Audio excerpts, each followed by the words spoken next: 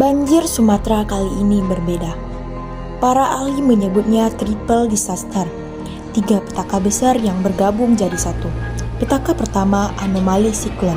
Badai tumbuh tak wajar sangat dekat khatulistiwa, menarik uap air secara ekstrim. Petaka kedua, volume hujan gila. Bayangkan, jatah hujan 1 bulan tumpah sekaligus cuma dalam 1 hari. Petaka ketiga, dosa ekologis. Deforestasi di hulu melenyapkan hutan yang seharusnya jadi spons penyerap air. Kombinasinya maut. Hujan ekstrem menghantam tanah gundul. Air nggak meresap tapi langsung meluncur liar jadi air bah. Alhasil, banjir membawa lumpur dan kayu gelondongan, menghantam pemukiman dengan kekuatan penghancur. Ini bukti nyata, perubahan iklim ditambah kerusakan lingkungan.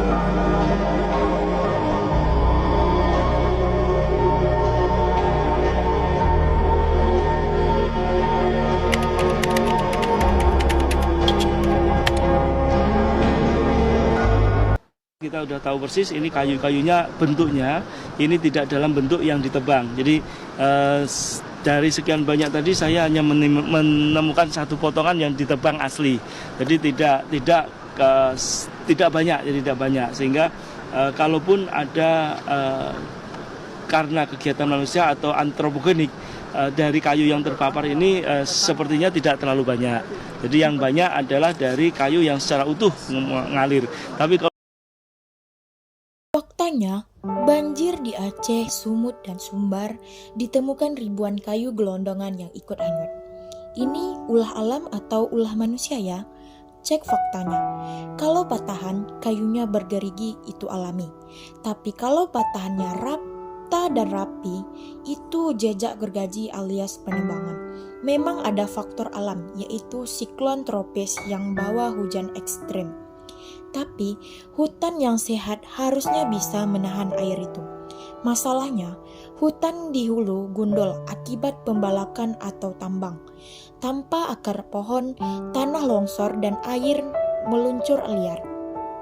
Kayu-kayu tebangan yang ditinggal itu terseret air, berubah jadi peluru raksasa yang menghancurkan jembatan dan rumah warga.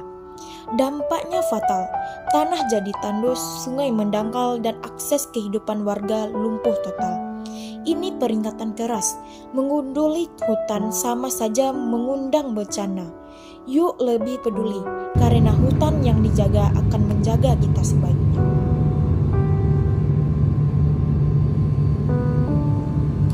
Banjir di Sumatera bukan kejutan. Yang mengejutkan hanyalah pemerintah yang masih pura-pura kaget. Narasinya selalu sama.